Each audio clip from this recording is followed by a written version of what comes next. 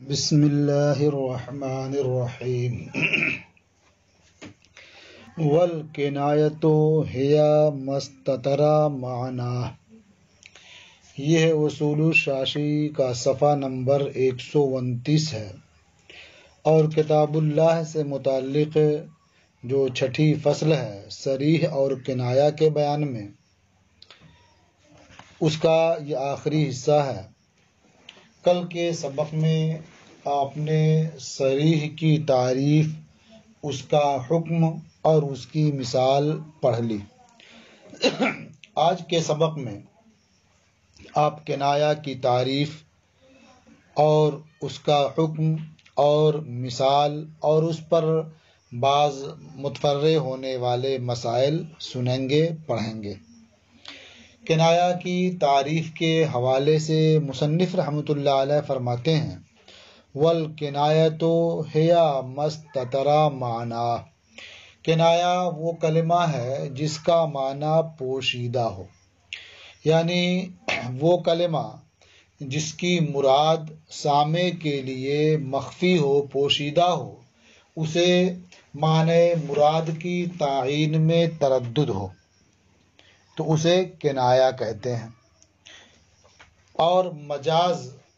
متعارف ہونے سے پہلے، عام اور شائع ہونے سے پہلے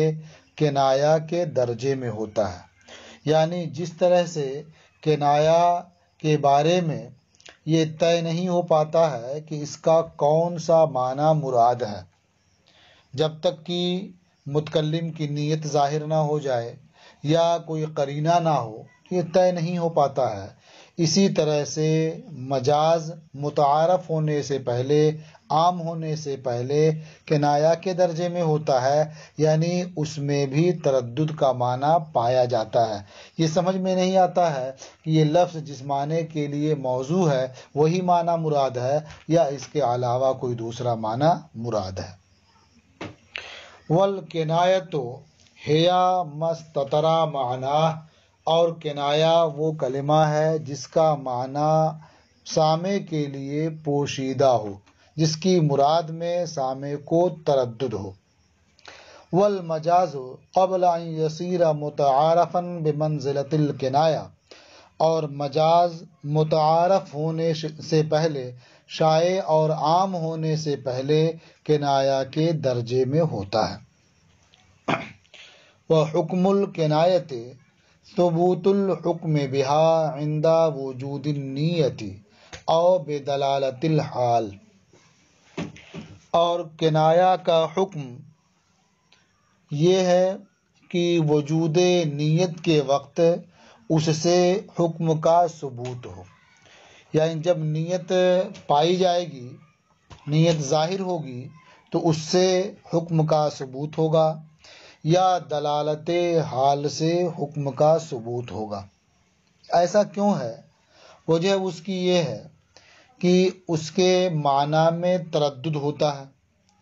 تو اب کسی ایسی دلیل کا ہونا ضروری ہے جس سے تردد ختم ہو جائے اور اس کے معنی میں جو چند احتمالات تھے اس میں سے ایک احتمال راجح ہو جائے، اس لیے دلیل کی ضرورت پڑتی ہے۔ اب وہ دلیل، وہ دلالت حال بھی ہے، وہ دلیل متکلم کا اپنی نیت ظاہر کرنا بھی ہے، یا اس طرح کوئی دوسرا قرینہ ہو تو وہ دلیل، وہ اس کے لیے دلیل ہے کہ یہی معنی مراد ہے۔ مثال کے طور پر شوہر نے اپنی بیوی سے کہا انت بائن، اب لفظ بائن میں اس بات کا بھی احتمال ہے کہ اس کی مراد ہو کہ تو برائیوں سے جدا ہے، اس بات کا بھی احتمال ہے کہ تو رشتہ نکاح سے الگ ہے، جدا ہے، اور دیگر معنی کے بھی احتمالات ہیں۔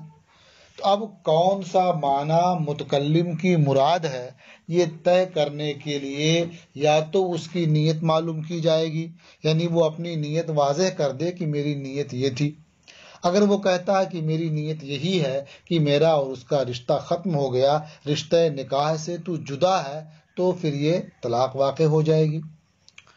اور اگر ایسا کچھ نہیں معلوم ہوتا ہے، لیکن متکلم نے یہ بات اس وقت کہی جب زوجین کے درمیان مذاکرہ طلاق ہو رہا تھا، شوہر غصے میں تھا، بیوی طلاق کا مطالبہ کر رہی تھی یا اس قسم کی ناراضگی تھی، ایسی باتیں ہو رہی تھیں، اس درمیان شوہر نے کہا انت بائن، تو یہ دلالت حال سے یہ معلوم ہوتا ہے کہ یہاں بائن کا معنی تو گناہوں سے الگ ہے، یہ مراد نہیں ہے، بلکہ تو رشتہ نکاح سے الگ ہے، یہی مراد ہے۔ تو کنایا کا حکم ہوا کہ اس سے وجود نیت یا دلالت حال کے وقت حکم کا ثبوت ہوگا۔ یہ کیوں ضروری ہے؟ اس لیے کہ اس کے معنی میں تردد ہوتا ہے، احتمالات کئی ایک ہوتے ہیں، تو تردد کو زائل کرنے کے لیے، کسی ایک احتمال کو راجح کرنے کے لیے دلیل کی ضرورت ہوتی ہے۔ وحکم الکنایت ثبوت الحکم بہا عند وجود النیت، اور کنایا کا حکم وجود نیت یا دلالت حال کے وقت اس سے حکم کا ثبوت ہے۔ اذ لا بد لہ من دلیل یزول بہ التردد، اس لیے کہ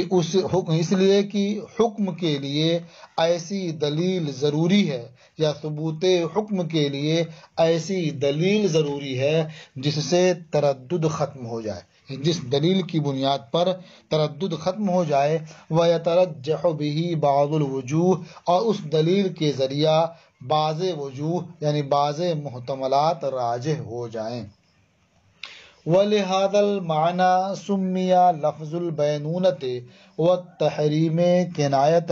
فِي بَابِ الطَّلَاقِ لِمَعْنَى التَّرَدُّدِ وَاسْتِتَارِ الْمُرَادِ لَأَنَّهُ يَعْمَلُ عَمَلَ الطَّلَاقِ۔ کہتے ہیں اور اسی معنی کی بنیاد پر، یعنی مراد کے پوشیدہ ہونے کی وجہ سے فقہا نے باب طلاق میں لفظ بینونت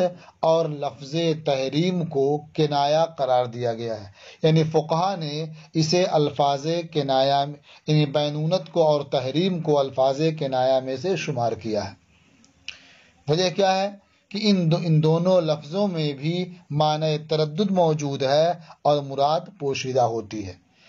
تو کنایا میں معنی مراد پوشیدہ ہوتا ہے، سامع سمجھ نہیں پاتا ہے، تو اسی لیے اسے کنایا کہا جاتا ہے۔ تحریم اور بینونت میں بھی یہ چیز پائی جاتی ہے باب طلاق میں، اس لیے اسے بھی فقہا نے الفاظ کنایا میں سے شمار کیا ہے۔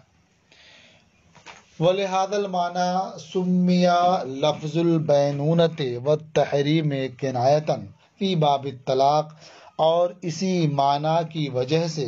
باب طلاق میں لفظ بینونت اور لفظ تحریم کو کنایا کہا گیا ہے۔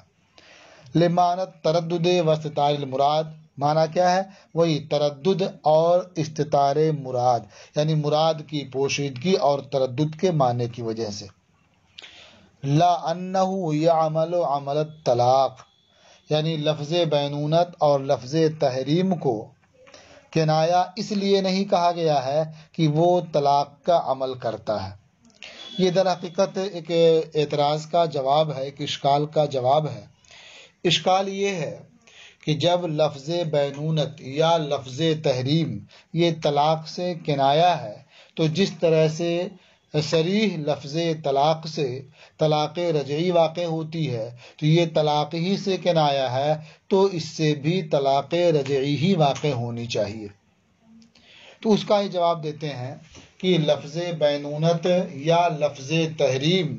یہ باب طلاق میں جو کنایا ہے، اس لیے کنایا نہیں ہے کہ یہ طلاق کا عمل کرتا ہے، کہ جس طرح لفظ طلاق سے رجعی واقع ہوتی ہے اسی طرح اس سے بھی رجعی واقع ہو، بلکہ یہ کنایا ہے معنی تردد کی وجہ سے، کہ اس کے معنی کی تعین میں تردد ہوتا ہے اور مراد پوشیدہ ہوتی ہے، اس لیے اسے کنایا کہا گیا طلاق سے، اس لیے نہیں کہ یہ طلاق کا عمل کرتا ہے۔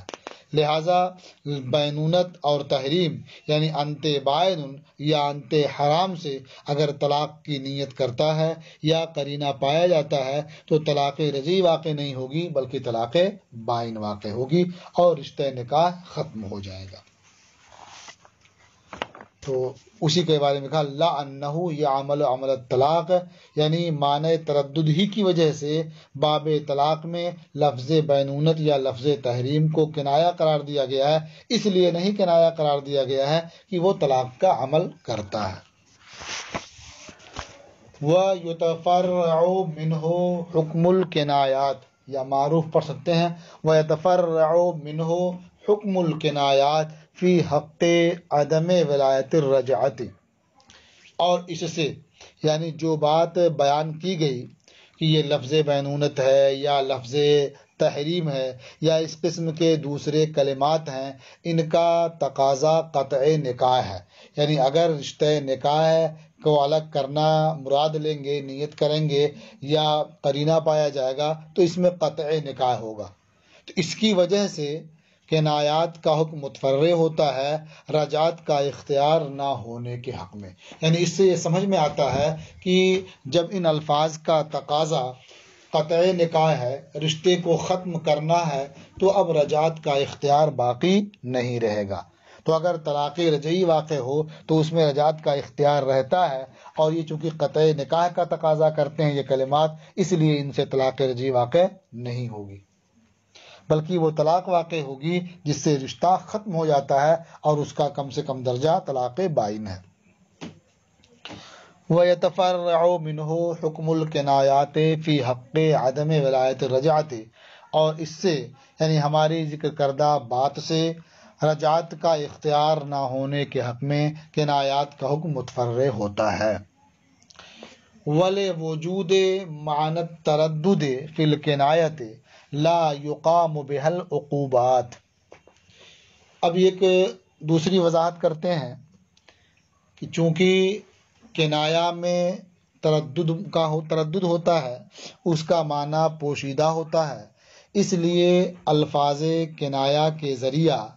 اگر کوئی چیز بیان کی جائے اور اگر وہ صریح کے ذریعہ بیان کی جاتی تو حد جاری ہوتی، لیکن اگر لفظ کنایہ کے ذریعہ اس کا بیان ہو تو حد جاری نہیں ہوگی۔ اسی کو یہ پیش کرتے ہیں اس انداز میں کہ معنی تردد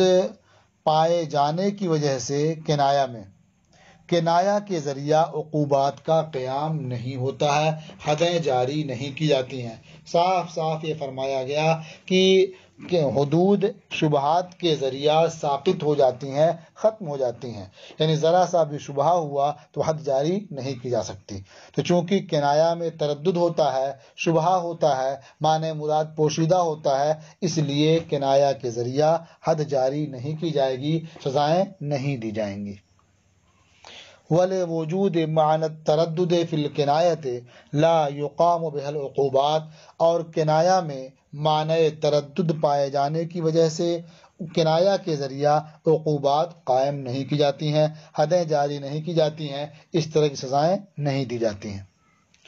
حَتَّى لَوْ أَقَرَّ عَلَى نَفْسِهِ فِي بَابِ الزِّنَا وَالسَّرِقَةِ لَا يُقَامُ عَلَيْهِ الْحَدُّ مَا لَمْ يَذْكُرِ اللَّفْظَ الصَّرِيحَ، یہاں تک کہ اگر کسی شخص نے باب زنا میں یا باب سرقہ میں اپنے خلاف اقرار کر لیا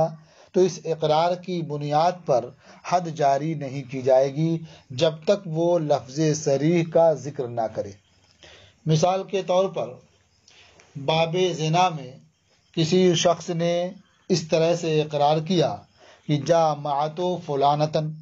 میں نے فلاں عورت سے مجامعت کی ہے،